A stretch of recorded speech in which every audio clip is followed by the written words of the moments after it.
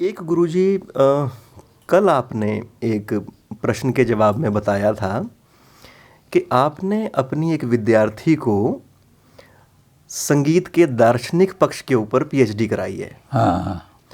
तो कई लोगों ने फिर ये लिखा कि भी हमें भी वो जानना है कि आखिर संगीत का दार्शनिक पक्ष है क्या। तो आप प्लीज़ इसके बारे में बताएं कि संगीत के दार्शनिक पक्ष को फिर कैसे समझें। आपने वो जो काम कराया है वो किस तरह का काम है और आपने उसके लिए क्या कुछ नई तरह की या कुछ अलग तरह की जगहों पर विज़िट भी किया है, उसके बारे में बताएं गुरुजी। असल में शास्त्रीय संगीत जो है वो सारा शास्त्रीय संगीत दर्शन पर ही खड़ा हुआ है। जो आदमी शास्त्रीय संगीत के आधार को नहीं समझ पाता, ना तो रागों को ठीक तरह से देख सकता है, ना ठाठों को अच्छी तरह समझ सकता है। राग हैं, ठाठ हैं, उनको समझने के लिए, उसे समझने और उनका फिर अभिव्यक्ति करने के लिए संगीत में, तो इसलिए दार्शनिक पक्ष को समझना बहुत ज़रूरी है। पालन तो करते हैं वो, बिना उसके पालन के तो राग का गलत हो जाएगा, सारा राग ही गलत हो जाएगा। कौन से स्वर ऐसे हैं जो तमोगुणी हैं, कौन से स्वर ऐसे हैं जो रजोगुणी हैं, कौन से स्वर ऐसे हैं जो सतोगुणी हैं, इन चीज़ों को अगर नहीं समझेंगे तो राग में गड़बड़ हो जाएगा। गा रहा जय जयवंती और राग स्वर लगा दिया कोई तमोगुणी तो राग ही नष्ट हो जाएगा। तो कौन से सुर कहाँ लगेंगे ये देखना है। अब वेद के लिए जब गाया जाता है कि वेद में ऋग्वेद है, यजुर्वेद है, सामवेद है। साम का मतलब होता है साम गायन, वेद की ऋचाओं को कैसे गाएंगे।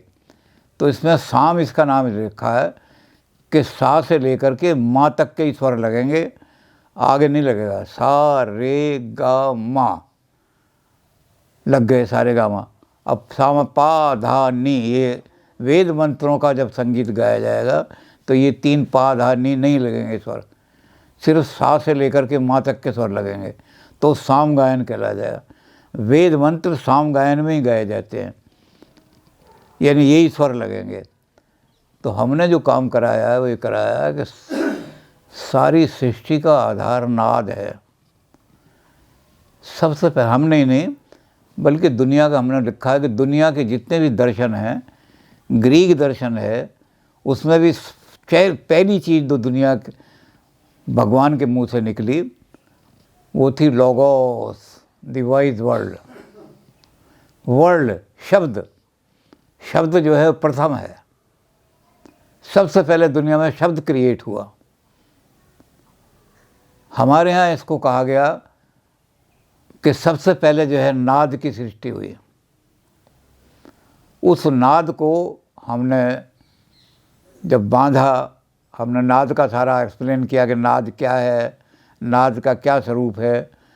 नाद जब हमारे शरीर के अंदर उत्पन्न होता है तो कैसे शरीर में नाद अभिव्यक्त होता है। तो पहले नाद का सारा के नाद ब्रह्म को समझाना ज़रूरी है। नाद ही ब्रह्म है और नाद जो है उससे ही सारी सृष्टि फिर उत्पन्न हुई है। तो नाद को लेकर के हमने नाद ब्रह्म का सारा स्वरूप समझाया पहले। उस नाद को जब हमारे वेदों ने या संकलित किया तो प्रणव बन गया वो। तुम स्वाहा, तुम सुधा, तुम ही वषटकार सुरात्मिका, अर्धमात्रा स्थिता नित्या, यानुच्चार्या विशेषते। अब ओम का जो उच्चारण करते हैं ना लोग, बहुत सारे वो नई नई रीतियाँ निकाल देते हैं। कोई कहते हैं पहले को करेंगे आ ओ मु, ये नहीं है। अर्धमात्राएँ, तीनों मात्राएँ अर्धमात्राएँ हैं। आ उच्चारण, आ का दीर्घ उच्चारण नहीं होना चाहिए। अर्धमात्रा स्थिता, जब अर्धमात्रा स्थित होंगी तो यानुच्चार्य विशेषते, उनका विशेष रूप से उच्चारण कैसे किया जाए, ये विशेष रूप से उच्चारण करने के लिए यही नाद की पूजा होगी, साधना। नाद की साधना इसी के द्वारा होती है। तो वो जो नाद है उसको वेद ने प्रणव के रूप में साक्षात किया। ओम ओम ओम ओम। उसके बाद पहले हमने नाद का सारा सिद्धांत बताया कि नाद ब्रह्म, ये नाद ब्रह्म हमारे शरीर के अंदर भी व्याप्त होता है, तभी संगीत के माध्यम से निकलता है। ये नाद हमारे शरीर में आहत नाद होता है हमारे। अनाहत नाद केवल ऋषियों के और बड़े बड़े जो महात्मा होते हैं, संत होते हैं, जिन्होंने समाधि लगाई है, उन्हें तो अनाहत नाद होता है। लेकिन नाद की उत्पत्ति होती है आहत से बने थे। एक चीज़ जब दूसरी चीज़ से टकराएगी तब उसमें से नाद उत्पन्न होगा। तो ये नाद उत्पन्न करने के लिए हमारे यहाँ क्या है कि हमारी कुंडलिनी शक्ति जागती है, और कुंडलिनी शक्ति जागती है तो जब मणिपुर चक्र में पहुँचती है वो, तो वो अग्नि का चक्र है। उस अग्नि के चक्र से, और जब वो ऊपर चलती है कुंडलिनी तो हमारे कंठ में पहुँचती है। ये वायु का चक्र है। तो अग्नि का चक्र वायु के चक्र से जब टकराता है तो उससे नाद की उत्पत्ति होती है। वो वैखरी कहलाती है, वैखरी की सिद्धि कहलाती है। सारा हमने, क्योंकि साहब पूरा पीएचडी का सारा थीसिस है लंबा चौड़ा, तो इसलिए 200-250 पेज का है, 200 पेज का है। तो उसको संक्षिप्त में ये कि हमारे शरीर में वो नाद व्याप्त होता है कहाँ, हमारे कुंडलिनी चक्र में, मणिपुर चक्र से लेके और कंठ के बीच में ये नाद का क्षेत्र है हमारे यहाँ। ये नाद जब हृदय के पास पहुँचता है तो ऋषियों और मुनियों में वहाँ पहुँचने के बाद उस चक्र में बिना आहत हुए और कोई नाद सुनाई देता है ऋषियों को। उसको वो अनाहत नाद कहते हैं। जो सूफ़ी हैं या कबीर के पंथी हैं, राधा स्वामी हैं, उन्होंने उस अनाहत नाद का बिगाड़ करके, अभ्रंश करके अनहद नाद कर दिया। अनहद नाद बजे हमारे अंदर। ये अनहद नाद जो बजता है हमारे शरीर के अंदर, ये अनहद नहीं है, अनाहत नाद है, और ये आहत नाद है। इस आहत नाद से स्वर पैदा होते हैं सारे।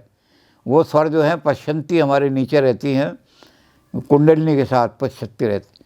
पश्चंती जो ऊपर उठती है और नाद के इस क्षेत्र में आती है तो नाद के क्षेत्र में आकर वैखरी बन जाती है, और वैखरी सारे स्वरों की जननी है। हमारे कंठ में सारे स्वर जो हैं उनकी जननी वैखरी है।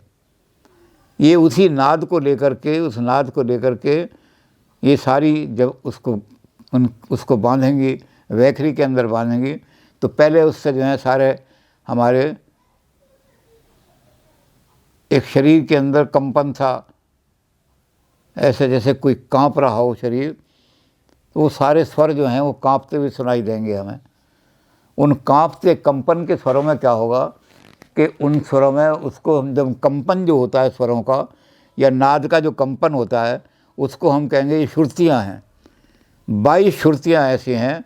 अब लोग क्या करते हैं, जो फुहड़ तरीके से, यानी जैसे फुहड़ गाते हैं शास्त्र, वो क्या करते हैं सा और सा के बाद एकदम रे आ गए, सा और रे के बीच में जो श्रुतियाँ हैं वो छोड़ देते हैं उनको। अब वो श्रुति जब छोड़ देंगे तो स्वर के अंदर ना लोच आएगी ना लचक आएगी, फुहड़पन का गान हो जाएगा उनका। तो बहुत सारे शास्त्रीय संगीत वाले फुहड़ का ही गान करते हैं क्योंकि उनको श्रुतियों का ज्ञान नहीं होता। 22 श्रुतियाँ हैं हमारी जो सारे हमारे स्वरों के बीच में विद्यमान हैं। उन 22 श्रुतियों का जब ज्ञान करेंगे कि सा और रे के बीच में कौन सी श्रुतियाँ हैं, रे सा रे और गा के बीच में कौन सी श्रुतियाँ हैं, उन श्रुतियों से कौन कौन सा हमारा नाद है, तो फिर उसके बाद हम देखेंगे इनसे कौन से राग उत्पन्न होंगे। क्योंकि श्रुतियाँ जो हैं जब मिलेंगी आपस में तो उनसे अलग अलग ठाठ उत्पन्न होंगे, अगर रंग भी अलग होगा ठाठों का, तो ठाठ जो है वही फिर राग के रूप में परिवर्तित हो जाएंगे जब वो श्रुतियों के द्वारा प्रकट होंगे। और जब वो सारा नाद के द्वारा जब वैखरी की तरफ जाएंगे तो उसमें वो ठाठ बन करके हमारे सामने आएंगे। तो ये सारा जो है उसका शास्त्रीय संगीत में नाद ब्रह्म का सारा ज्ञान, नाद की सिद्धि, नाद की अभिव्यक्ति, नाद को कैसे कैसे वेद ने देखा है, नाद को कैसे कैसे कुंडलिनी वालों ने देखा है, वो नाद कैसे कैसे हमारे यहाँ सिद्ध होता है, पश्चंती से लेकर के और वैखरी तक।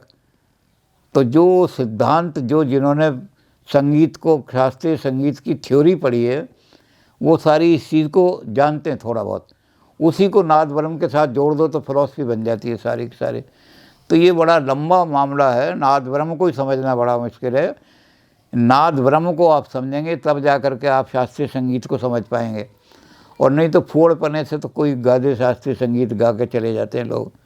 जो ख्याल गायक हैं, ख्याल गाते हैं, तो ख्याल में जो आलाप आता है उनका, अब ख्याल गायक बड़ा मुश्किल है क्योंकि आलाप बहुत देर तक चलता है।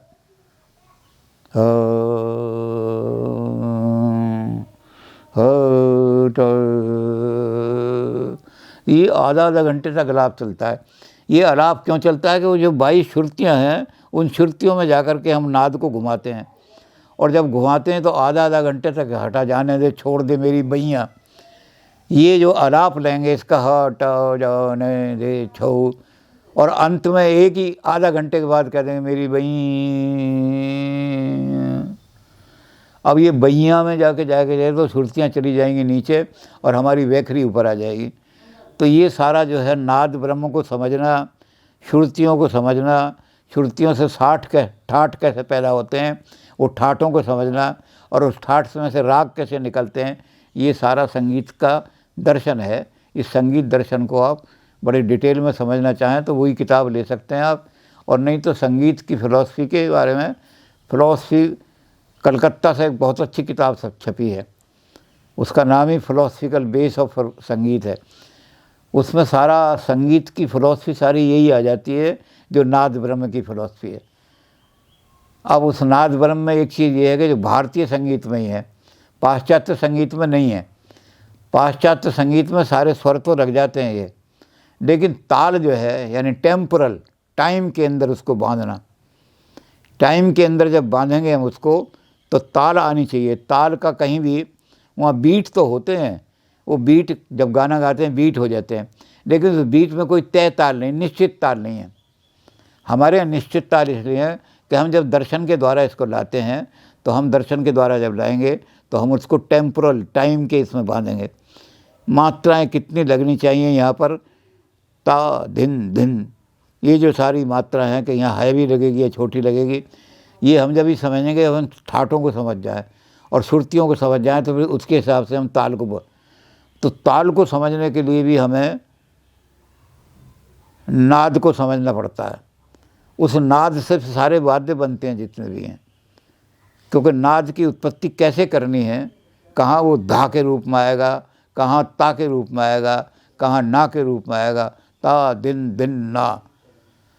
तो जब तक हम नाद को के नाद की उत्पत्ति करनी है, अब यहाँ नाद को होगा वो धिन नहीं होगा, ता दिन, यहाँ होगा ना, तो ये नाद हल्का होगा यहाँ, और वहाँ होगा नाद की हमने घोर, तो घोर नाद जाएगा और धन आएगा सर। तो इस नाद को समझे हुए हम, बिना समझे हुए हम शास्त्रीय संगीत का अच्छा गायक नहीं बन सकते।